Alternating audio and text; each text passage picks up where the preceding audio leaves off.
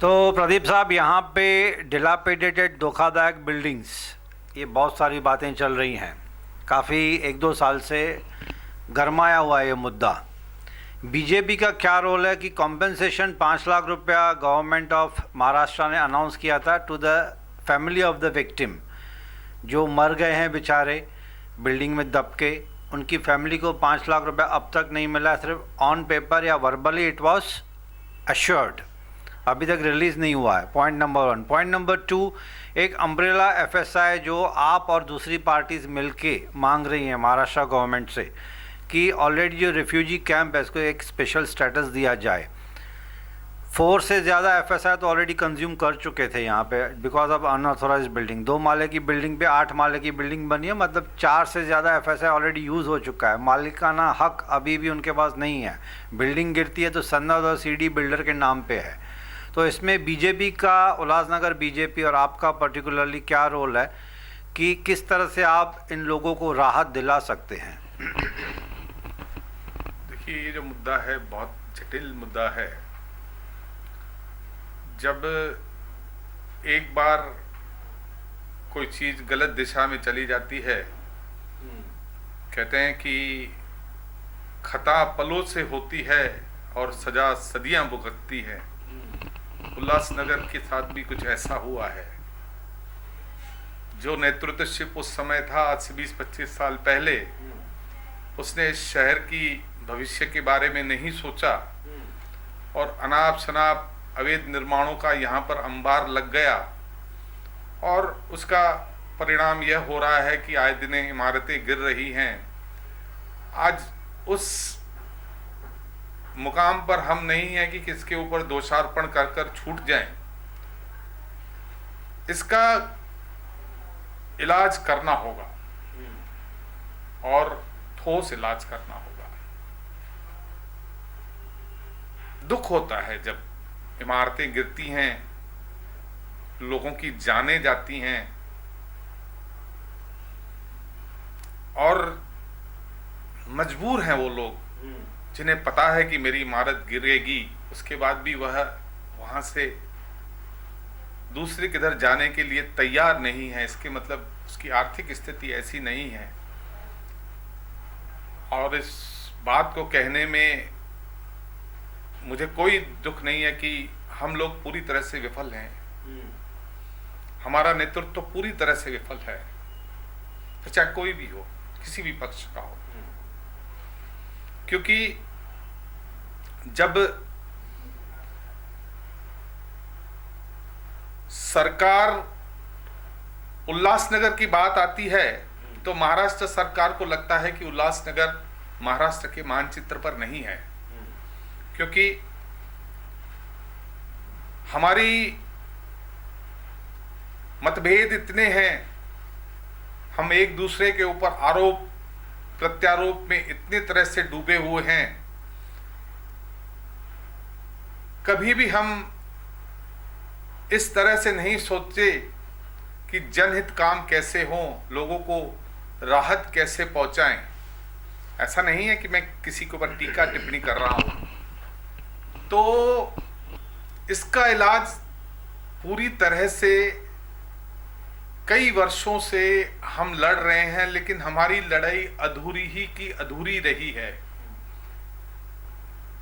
2006 में हमें एक कानून मिला कि आपको 4 एफएसआई मिल गई है, लेकिन 4 एफएसआई मिली, उसमें रिकंस्ट्रक्शन पॉलिसी नहीं थी कि भाई 4 एफएसआई मिल गई, अगर बिल्डिंग कच्ची है उसको तोड़ के वही आदमी 4 एफएसआई के हिसाब से, मान लो 5 भी है तो छोटे छोटे फ्लैट करके लोग वहीं बना के रह सकें। उसमें भी बहुत सारी अड़चने हैं, साइड मार्जिन, आगे रोड, पीछे ये वो, कुल मिलाकर दयनीय स्थिति है। नेता आते हैं, उद्घोषणा करते हैं,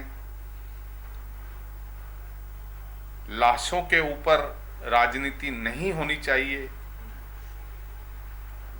माननीय एकनाथ शिंदे साहब, जो कि यहाँ के पालक मंत्री हैं, उनके पुत्र श्री श्रीकांत शिंदे जी, वह यहाँ के खासदार हैं। उन्होंने ये उद्घोषणा की थी कि 5-5 लाख रुपए परिवार के, जिनके परिवार मृत हो गए हैं, मृतजनों के परिवारों को 5-5 लाख रुपए दिए जाएंगे। 6 महीने हो गए हैं, अभी तक उनको पैसे नहीं मिले। पर्यायी व्यवस्था नहीं है।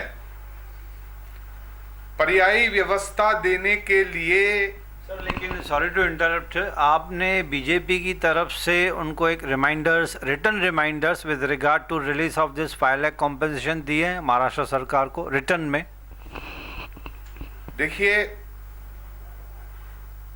उद्घोषणा करने के लिए पालक मंत्री को किसी ने कहा नहीं था कि 5-5 लाख रुपए की आप उद्घोषणा करो। मुझे पता नहीं आमदार कार्यालय से या पार्टी कार्यालय से पत्र गए या न गए हैं, मेरे हिसाब से तो गए होंगे, लेकिन मैं प्रामाणिक तौर पे नहीं कह सकता कि गए हैं या नहीं गए हैं। परंतु जब आप से कोई कहता नहीं है, जब आप खुद अपनी दरिया दिली दिखाते हो और कहते हो कि 5-5 लाख रुपए मृतक के परिजनों को देंगे, तो यह नैतिक जिम्मेवारी घोषणा करने वाले की होती है। इसके लिए फॉलो अप नहीं होना चाहिए। मानवता के आधार पर बिल्कुल आपने यह देना चाहिए। ये बहुत ही संवेदनशील मुद्दा है।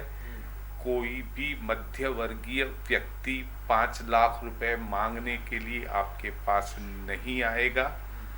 यह दुर्भाग्य है, आज तक नहीं मिला, और पर्यायी व्यवस्था भी नहीं है। ऐसे कई लोग हैं जिनके पास घर नहीं है, फिर कोरोना का संकट है, आर्थिक बहुत मारामारी है, बड़ी दयनीय स्थिति है। उस स्थिति से निकलने के लिए हम लोग अगर, देखिए, सरकारें आएंगी, सरकारें जाएंगी, विधायक बनेंगे, विधायक किसी पक्ष का रहेगा, कभी किसी का है, केवल इसने नहीं किया, उसने नहीं किया। कम से कम इस मुद्दे पर, ऐसे जो संवेदनशील मुद्दे हैं, इसमें सभी लोगों ने एक होकर मानवता का परिचय देना चाहिए। और हम लोग प्रयास करेंगे कि सतत इस बारे में बहुत सारा काम किया है पार्टी ने। जितनी आज हम अगर विपक्ष में हैं, आमदार कार्यालय से कई पत्र जाते हैं, सतत आमदार इसके लिए परिश्रम करते रहते हैं, और यह उनकी कोशिश रहती है कि उनको राहत मिले, लेकिन कम पड़ रहे हैं। और सभी लोगों ने अगर एक आवाज़ से इस बातों को उठाया तो कुछ कर सकेंगे। मैं इतना ही कह सकता हूँ, और मैं अपने आप से प्रतिज्ञा कर सकता हूँ कि मेरे से जितना हो सकेगा मैं ज़रूर इन जितने भी संकट में आए हुए लोगों को मदद करने की कोशिश करूँगा। तो दोस्तों, ये थे विचार हमारे mister Pradeep Ramchandani on the subject of dilapidated buildings, एक umbrella FSI plus compensation of 5 lakhs which was actually announced, assured but not yet released.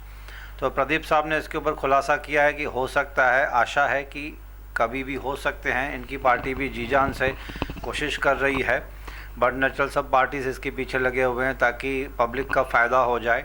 हालांकि 5 लाख रुपया से कोई जान तो वापस नहीं आ सकती है, बट फाइनेंशियली थोड़ी सी स्टेबिलिटी आ सकती है। कोई गरीब लोग हैं बेचारे। तो मैं भी आशा करता हूँ न्यूज़ टीवी और NGO की तरफ से हम भी महाराष्ट्र सरकार से विथ फोल्डेड हैंड्स एक ही रिक्वेस्ट कर सकते हैं कि sir please take this on the top priority. तो this was mister Pradeep Ramchandani. फिर आपसे सर मुलाकात होगी एक छोटी सी ब्रेक के बाद।